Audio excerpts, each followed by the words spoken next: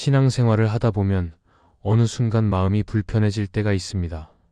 하나님을 믿지 않게 된 것도 아니고 교회를 떠난 것도 아닌데 왠지 하나님과 어긋나 있는 것 같은 느낌이 들 때입니다. 기도도 하고 있고 예배도 드리고 있는데 마음 깊은 곳에서는 계속 찜찜함이 남아 있습니다. 내가 잘못된 길을 가고 있는 건 아닐까? 혹시 하나님이 기뻐하지 않으시는 무언가를 붙들고 있는 건 아닐까 하는 생각이 조용히 올라옵니다. 우리는 보통 하나님이 싫어하시는 것이라고 하면 큰 죄나 분명한 잘못을 먼저 떠올립니다. 그래서 스스로 이렇게 말하며 안심하기도 합니다. 나는 그런 사람은 아니라고, 그래도 기본은 지키고 있다고 말입니다. 그런데 성경을 가만히 들여다보면 하나님이 가장 마음 아파하시는 지점은 겉으로 드러난 모습보다 우리가 끝까지 내려놓지 않으려는 태도에 더 가까울 때가 많습니다. 하나님을 믿으면서도 하나님이 원하지 않으시는 것을 붙들고 살아갈 수 있기 때문입니다. 이 말씀은 신앙 안에 오래 머물러 왔기 때문에 익숙해진 것들, 당연하다고 여겨온 방식들, 바꾸지 않아도 된다고 생각해 온 태도들에 대한 이야기입니다.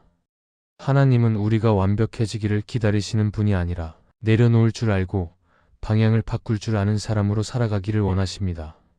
오늘 우리는 하나님이 가장 싫어하시는 것들이 무엇인지를 살펴보려 합니다. 첫째, 기도하면서도 방향은 바꾸지 않는 것을 하나님은 싫어하십니다. 우리는 신앙생활을 하면서 기도를 참 자연스럽게 합니다. 힘들면 기도하고, 막히면 기도하고, 마음이 불안해질 때도 기도의 자리로 갑니다. 그래서 어느 순간에는 이런 생각도 듭니다. 그래도 나는 기도는 하고 있으니까 괜찮지 않을까 하는 마음입니다. 그런데 가만히 삶을 돌아보면 기도는 계속하고 있는데도 늘 같은 자리에 서 있는 것처럼 느껴질 때가 있습니다. 기도의 말은 달라지는데 삶의 방향은 좀처럼 달라지지 않는 느낌입니다. 기도를 하지 않는 것은 아닙니다. 오히려 열심히 하고 있습니다. 그런데 기도를 마치고 나면 다시 익숙한 선택으로 돌아가고 늘 해오던 방식으로 하루를 살아갑니다. 기도 속에서는 하나님께 맡긴 것 같았는데 현실에서는 여전히 내가 다 붙들고 있는 것들이 남아 있습니다. 그래서 시간이 지날수록 마음속에 이런 질문이 생깁니다. 이렇게 기도하는데 왜 달라지는 게 없을까 하는 생각입니다. 하나님은 그 질문을 나쁘게 보시지 않으십니다. 오히려 아주 솔직한 질문으로 받아들이십니다. 그리고 하나님은 우리가 기도를 얼마나 오래 했는지 보다 기도 후에 어떤 마음으로 살아가는지를 더 깊이 바라보십니다. 기도는 드렸는데도 방향을 조금도 바꾸지 않으려 하고 있다면 하나님은 그 기도를 기뻐하시지 않습니다. 그것은 우리가 부족해서가 아니라 기도가 삶으로 이어지지 않기 때문입니다. 우리는 기도를 하면서도 마음속에 보이지 않는 선을 하나 그어둘 때가 많습니다. 여기까지는 하나님께 맡기겠지만 이 선 안쪽은 내가 계속 쥐고 있겠다는 마음입니다. 관계의 문제, 손해가 될 것 같은 선택, 내려놓기 어려운 자존심 같은 것들입니다. 하나님께 도와달라고 말은 하지만 그 문제를 어떻게 다루어야 할지는 이미 마음속에서 정해놓은 채 기도합니다. 그래서 기도는 하나님께 묻는 시간이 아니라 하나님께 내 생각을 들려드리는 시간이 되기도 합니다. 하나님이 방향을 바꾸라고 말씀하실 가능성은 처음부터 마음속에서 조용히 닫아두고 말입니다. 이렇게 되면 기도는 점점 편안한 자리가 됩니다. 하나님 앞에 서는 시간은 맞지만 하나님이 나를 흔들지는 않는 자리입니다. 불편해질까봐, 바뀌어야 할까봐 기도의 깊은 자리까지는 가지 않으려 합니다. 그래서 기도는 계속되지만 마음속에는 늘 비슷한 답답함이 남아 있습니다. 하나님은 가까이 계신 것 같은데 삶은 제자리인 느낌입니다. 성경에 나오는 사울 왕을 떠올려 보면 그는 하나님을 모르는 사람이 아니었습니다. 제사도 드렸고 하나님의 이름도 불렀습니다. 그런데 그의 문제는 기도가 없었던 것이 아니라 방향을 바꾸지 않았다는 데 있었습니다. 하나님이 기다리라고 하셨을 때 그는 기다리지 않았고 순종을 원하셨을 때 그는 다른 방법으로 대신하려 했습니다. 하나님을 찾기는 했지만 하나님께 삶의 방향을 맡기지는 않았습니다. 그래서 하나님이 마음 아파하신 것은 사울의 기도가 아니라 사울이 끝까지 내려놓지 않으려 했던 마음이었습니다. 우리도 크게 다르지 않습니다. 악해서 그러는 것이 아니라 대부분은 두려워서 그렇습니다. 방향을 바꾸면 손해볼 것 같고 내려놓으면 불안할 것 같고 바꾸고 나면 감당이 안 될 것 같아서입니다. 그래서 하나님께 기도는 하지만 지금의 방향을 유지한 채 도와달라고만 말합니다. 하나님은 그 마음을 모르시는 분이 아닙니다.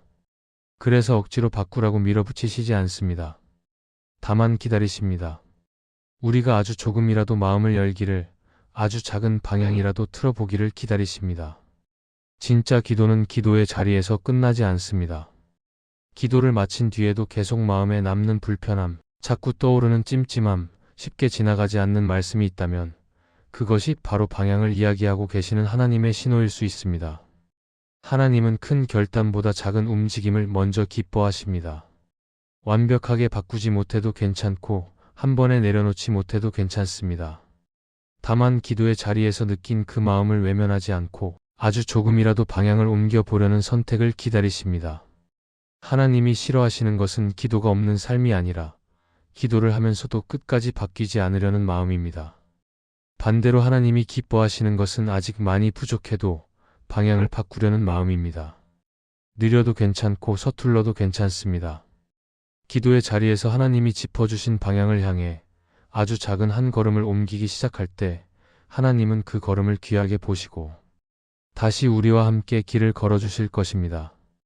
둘째, 하나님은 십자가 없는 껍데기 신앙을 붙잡는 것을 싫어하십니다. 신앙생활을 하다 보면 겉모습은 그럴듯한데 마음은 점점 가벼워질 때가 있습니다. 예배도 드리고 기도도 하고 교회 안에서 해야 할 역할도 감당하고 있는데 어느 순간부터 신앙이 삶을 건드리지 않는다는 느낌이 들 때입니다. 믿음이 없는 것은 아닌데 믿음이 나를 불편하게 만들지도 않습니다. 오히려 신앙 덕분에 마음이 편해지고 위로는 받지만 삶의 방향이나 태도는 크게 달라지지 않는 상태에 머물게 됩니다. 십자가 없는 신앙은 바로 이런 모습에서 시작됩니다. 십자가는 원래 편안한 상징이 아닙니다. 나를 내려놓고 내 방식이 아닌 하나님의 방식을 따르라는 부르심이기 때문입니다. 그런데 우리는 신앙생활을 하면서 이 십자가의 자리를 조용히 피해 가고 싶어질 때가 많습니다. 대신 위로는 받고 싶고 도움은 얻고 싶고 하나님이 내 편이라는 확신은 갖고 싶습니다. 그래서 신앙은 유지하지만 십자가가 요구하는 불편함과 손해, 내려놓음은 자연스럽게 뒤로 미룹니다. 이렇게 되면 신앙은 점점 껍데기만 남게 됩니다. 말은 믿음의 말인데 선택은 늘 나 중심이고 기도는 드리지만 결정은 이미 내려져 있습니다. 하나님을 따르는 것처럼 보이지만 실제로는 하나님이 나를 따라와 주기를 바라는 마음이 더 큽니다. 십자가가 없는 신앙은 나를 변화시키기보다 지금의 나를 지켜주는 역할을 하게 됩니다. 그래서 신앙은 있지만 삶은 그대로인 상태가 오래 이어집니다. 성경에서 예수님을 따르던 많은 사람들은 예수님의 말씀을 좋아했고 기적을 기대했습니다. 그러나 예수님이 자기 십자가를 지고 따르라고 말씀하셨을 때 많은 사람들이 조용히 물러났습니다. 예수님을 떠난 이유는 믿지 않아서가 아니라 십자가를 지고 싶지 않았기 때문입니다. 예수님을 따르는 것은 원했지만 자신을 내려놓는 길까지는 가고 싶지 않았던 것입니다. 그때 예수님이 마음 아파하신 것은 사람들이 떠난 것이 아니라 십자가 없는 신앙을 선택했다는 사실이었습니다. 우리도 비슷한 선택 앞에 서 있을 때가 많습니다. 신앙생활을 하면서도 이것만큼은 포기하고 싶지 않다고 여기는 영역이 있습니다. 손해볼 것 같은 선택, 자존심이 상할 것 같은 관계, 오래 붙들어 온 습관들입니다. 하나님께 맡긴다고 말은 하지만 십자가가 필요한 순간에는 한 발 물러섭니다. 그럴 때 신앙은 점점 가벼워지고 하나님은 멀어진 것처럼 느껴집니다. 사실 하나님이 멀어진 것이 아니라 우리가 십자가에서 한 걸음 떨어진 것일지도 모릅니다. 십자가 없는 신앙은 처음에는 편안합니다. 큰 결단을 요구하지 않고 지금의 삶을 크게 흔들지 않기 때문입니다. 그러나 시간이 지나면 마음이 메말라 갑니다. 기쁨은 줄어들고 신앙의 감동은 희미해집니다. 하나님을 향한 갈망보다는 신앙을 유지해야 한다는 의무감만 남게 됩니다. 십자가가 빠진 자리에는 결국 생명이 머물지 않기 때문입니다. 하나님은 우리가 완벽하게 십자가를 지기를 원하시는 분이 아닙니다. 하루아침에 모든 것을 내려놓기를 요구하시지도 않습니다. 다만 십자가를 피하지 않기를 원하십니다. 불편하더라도 손해처럼 보여도 하나님이 짚어주시는 그 지점에서 도망치지 않기를 바라십니다. 십자가는 나를 무너뜨리기 위한 도구가 아니라 나를 살리기 위한 하나님의 방식이기 때문입니다. 십자가를 붙드는 신앙은 늘 쉽지 않습니다. 그러나 그 길 위에서는 신앙이 껍데기로 남지 않습니다. 삶이 조금씩 바뀌고 선택의 기준이 달라지며 하나님을 향한 마음이 다시 살아납니다. 나를 지키기 위해 신앙을 사용하는 것이 아니라 하나님을 따르기 위해 나를 내려놓는 방향으로 옮겨가게 됩니다. 그때 비로소 신앙은 말이 아니라 삶이 됩니다. 하나님이 싫어하시는 것은 우리가 연약한 모습으로 넘어지는 것이 아니라 십자가를 피한 채 신앙의 껍데기만 붙들고 살아가는 것입니다. 불완전해도 괜찮고 자주 흔들려도 괜찮습니다. 다만 십자가를 외면하지 않고 다시 그 자리로 돌아오려는 마음이 있다면 하나님은 그 신앙을 기뻐하십니다. 십자가 앞에 설 때 신앙은 다시 숨을 쉬고 하나님과의 관계도 다시 살아나게 될 것입니다. 셋째, 하나님이 싫어하시는 것은 넘어짐이 아니라 돌아오지 않음입니다. 신앙생활을 하다 보면 누구나 넘어질 때가 있습니다. 마음먹은 대로 살지 못하고 같은 자리에서 또 실수하고 스스로에게 실망하는 순간도 찾아옵니다. 그때 우리는 자주 이렇게 생각합니다. 이번에는 정말 안 된 것 같다고, 하나님 앞에 설 자격이 없어진 것 같다고 말입니다. 그래서 마음이 점점 무거워지고 기도의 자리에서 멀어지며 예배 앞에서도 괜히 뒷걸음치게 됩니다. 넘어졌다는 사실보다 넘어졌다는 생각이 우리를 더 깊이 움츠러들게 만듭니다. 그런데 성경을 차분히 읽어보면 하나님은 사람이 넘어지는 것을 예상하지 못하신 분이 아닙니다. 오히려 인간이 얼마나 연약한지를 너무 잘 아시는 분입니다. 그래서 하나님이 마음 아파하시는 지점은 넘어졌다는 사실 그 자체가 아니라 넘어지고 나서 더 이상 돌아오지 않으려는 태도입니다. 죄보다 더 깊은 문제는 실패가 아니라 실패 후에 하나님을 피하는 마음입니다. 우리는 넘어지면 먼저 숨고 싶어집니다. 부끄럽고 설명하기 어렵고 다시 시작할 용기가 나지 않기 때문입니다. 그래서 괜찮아질 때까지 기다리겠다고 말하며 하나님과 거리를 둡니다. 조금 더 나아지면, 조금 더 정리되면 그때 다시 기도하겠다고 스스로를 설득합니다. 그런데 그 기다림은 회복을 위한 시간이 아니라 점점 멀어지는 시간이 될 때가 많습니다. 하나님께 나아가야 할 순간에 우리는 하나님을 피해버립니다. 성경에서 아담과 하와를 떠올려 보면 그들이 처음 죄를 지었을 때 하나님이 가장 먼저 물으신 질문은 이것이었습니다. 왜 그렇게 했느냐가 아니라 어디 있느냐였습니다. 하나님은 이미 모든 것을 알고 계셨지만 그들이 숨은 자리에서 다시 나오기를 기다리셨습니다. 하나님이 싫어하신 것은 그들의 넘어짐이 아니라 그들이 하나님을 피해 숨어버린 선택이었습니다. 다윗의 삶에서도 이 장면은 분명하게 드러납니다. 그는 큰 잘못을 저질렀고 그 결과도 가볍지 않았습니다. 그러나 다윗의 회복은 완벽한 삶에서 나온 것이 아니라 다시 하나님께 돌아오는 선택에서 시작되었습니다. 그는 넘어졌지만 하나님 앞에 머물러 있기를 포기하지 않았습니다. 그래서 하나님은 다윗을 넘어지지 않은 사람으로 부르신 것이 아니라 하나님께 마음이 돌아온 사람으로 기억하셨습니다. 우리의 신앙도 마찬가지입니다. 넘어짐은 누구에게나 찾아오는데 중요한 것은 넘어지지 않는 사람이 되는 것이 아니라 넘어졌을 때 어디로 향하느냐입니다. 하나님이 아닌 다른 곳으로 숨는 순간 신앙은 점점 말라갑니다. 반대로 여전히 부끄럽고 정리가 안 된 상태라도 하나님께 다시 나아가려는 마음이 있다면 그 자리가 회복의 시작이 됩니다. 하나님은 우리가 완벽해질 때까지 기다리라고 말씀하지 않으시고 깨끗해지면 그때 오라고도 하지도 않으십니다. 하나님은 지금 그 모습 그대로 돌아오라고 부르십니다. 넘어짐 속에서도 하나님을 향해 고개를 들 수 있을 때 신앙은 다시 숨을 쉬기 시작합니다. 오히려 넘어짐은 하나님과의 관계를 다시 깊게 만드는 통로가 되기도 합니다. 내가 얼마나 연약한지를 알게 되고 그래서 하나님이 얼마나 필요한지를 더 분명히 알게 되기 때문입니다. 문제는 넘어졌을 때 다시 돌아오는 길을 스스로 막아버릴 때입니다. 하나님은 여전히 같은 자리에 계시는데 우리는 스스로 자격이 없다고 판단하며 발걸음을 멈춥니다. 그러나 그 판단은 우리의 기준이지 하나님의 기준이 아닙니다. 하나님은 우리가 돌아오는 것을 방해하지 않으십니다. 오히려 기다리십니다. 언제든 돌아오기를, 다시 얼굴을 들기를 기다리십니다. 하나님이 싫어하시는 것은 넘어짐이 아닙니다. 넘어짐 이후에 하나님 없이 버티려는 마음입니다. 혼자 정리하려 하고, 혼자 견디려 하고, 혼자 회복하려는 태도입니다.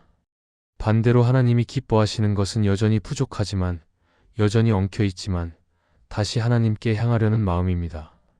그 마음 하나로도 하나님은 충분히 일하시기 때문입니다. 지금 혹시 넘어졌다는 이유로 하나님과 거리를 두고 있다면, 그것이 바로 오늘 다시 돌아와야 할 자리일 수 있습니다. 정리되지 않아도 괜찮고 설명이 안 돼도 괜찮습니다. 돌아오는 선택 자체가 이미 믿음이기 때문입니다. 그 자리에 다시 설 때 하나님은 넘어짐보다 회복을 먼저 말씀하실 것이고 우리를 다시 품어주실 것입니다. 넷째, 하나님이 싫어하시는 것은 부족함이 아니라 내려놓지 않음입니다. 신앙생활을 하다 보면 우리는 자주 스스로를 평가합니다. 나는 아직 많이 부족하다고, 믿음이 너무 약하다고 말합니다. 기도도 부족하고 순종도 부족하고 여전히 넘어지는 모습이 많다고 느낍니다. 그래서 하나님 앞에 설 때마다 괜히 작아지고 주눅이 들 때도 있습니다. 그런데 성경을 차분히 따라가다 보면 하나님은 우리가 부족하다는 사실보다 무엇을 끝까지 내려놓지 않으려 하는지를 더 깊이 보신다는 것을 알게 됩니다. 하나님은 우리의 연약함을 모르시는 분이 아닙니다. 오히려 우리가 얼마나 쉽게 흔들리는 존재인지, 얼마나 자주 넘어지는지를 너무 잘 아시는 분입니다. 그래서 하나님이 마음 아파하시는 지점은 우리가 부족해서 멈추는 것이 아니라 부족한 상태에서도 꼭 쥐고 놓지 않으려는 것들에 있습니다. 내려놓지 않으려는 태도, 바꾸지 않으려는 고집, 손에서 놓으면 무너질 것 같은 두려움이 우리를 하나님의 길에서 멈추게 합니다. 우리는 종종 이렇게 생각합니다. 이것만은 내려놓을 수 없다고, 이건 너무 오래 붙들어 왔고, 없으면 내가 무너질 것 같다고 말입니다. 관계일 수도 있고, 계획일 수도 있고, 자존심일 수도 있고, 익숙한 방식의 신앙일 수도 있습니다. 하나님께 맡긴다고 말은 하지만 마음속 깊은 곳에서는 이 부분만큼은 내가 계속 쥐고 있겠다고 선을 긋습니다. 하나님은 나머지는 만져도 되지만 이것만은 건드리지 말아 달라고 조용히 요청합니다. 그런데 바로 그 지점에서 신앙은 멈추기 시작합니다. 하나님을 믿지 않아서가 아니라 하나님보다 내가 붙들고 있는 것이 더 중요해질 때 믿음의 흐름이 막히는 것입니다. 하나님은 부족한 사람과 함께 길을 걸으시지만 내려놓지 않으려는 마음과는 함께 가기 어려워하십니다. 내려놓지 않음은 결국 하나님을 신뢰하지 못한다는 고백이 되기 때문입니다. 팀 켈러는 그의 책 탕부 하나님에서 이렇게 말합니다. 진짜 회개는 나쁜 행동을 고치는 데서 끝나지 않고 내가 의지하던 것을 내려놓는 데서 시작된다. 이 말은 하나님이 무엇을 바라보고 계신지를 분명하게 보여줍니다. 하나님은 우리가 더 잘해 보이기를 기다리시는 분이 아니라 우리가 의지하던 손을 하나님께로 옮기기를 기다리시는 분입니다. 내려놓음은 늘 두렵습니다. 손을 놓는 순간 모든 것이 무너질 것처럼 느껴집니다. 그래서 우리는 조금 더 붙들고 조금 더 버텨보려 합니다. 하지만 내려놓지 않은 채로는 하나님을 온전히 붙들 수 없습니다. 한 손에는 여전히 내가 지키고 싶은 것을 쥐고 있으면서 다른 한 손으로 하나님을 붙드는 것은 생각보다 어렵습니다. 결국 하나님을 붙들었다고 말하면서도 실제로는 하나님을 전부 신뢰하지 못하는 상태에 머물게 됩니다. 하나님은 우리가 가진 것을 억지로 빼앗으시는 분이 아닙니다. 다만 질문하십니다. 그것을 계속 쥐고 가겠느냐, 아니면 나와 함께 가겠느냐고 말입니다. 내려놓으라는 부르심은 우리를 가볍게 만들기 위한 것이지 무너뜨리기 위한 것이 아닙니다. 하나님은 우리가 잃을 것을 보시는 분이 아니라 내려놓을 때 얻게 될 자유를 보고 계십니다. 부족한 채로 하나님께 나아가는 것은 문제가 되지 않습니다. 그러나 내려놓지 않으면서 하나님을 붙들고 있다고 말하는 것은 결국 스스로를 속이는 일이 될 수 있습니다. 하나님은 우리의 연약함을 정죄하지 않으시지만 우리의 고집은 조용히 멈춰 세우십니다. 믿음은 완벽함에서 자라지 않고 내려놓음에서 자라기 때문입니다. 지금 혹시 하나님 앞에서 여전히 꼭 쥐고 있는 것이 있다면 그것이 바로 하나님이 다루고 싶어 하시는 자리일 수 있습니다. 한 번에 다 내려놓지 못해도 괜찮습니다.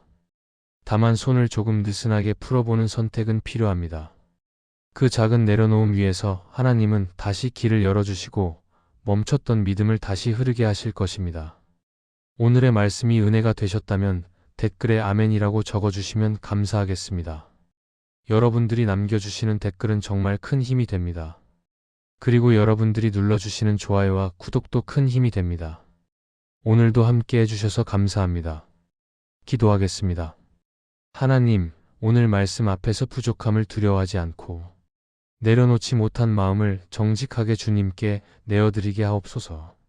기도하면서도 바꾸지 않으려 했던 태도와 십자가를 피해 가려 했던 마음을 주님 앞에 내려놓고 다시 주님을 신뢰하는 선택을 하게 하옵소서. 넘어졌을 때 숨지 않고 주님께 돌아오는 용기를 주시고 붙들고 있던 것을 조금씩 놓으며 주님과 함께 걷는 삶을 살게 하옵소서. 오늘의 말씀을 따라 나를 지키는 믿음이 아니라 주님을 따르는 믿음을 선택하겠다고 다짐하오니 그 다짐이 일상 속에서도 흔들리지 않도록 붙들어 주옵소서. 예수님의 이름으로 기도합니다. 아멘.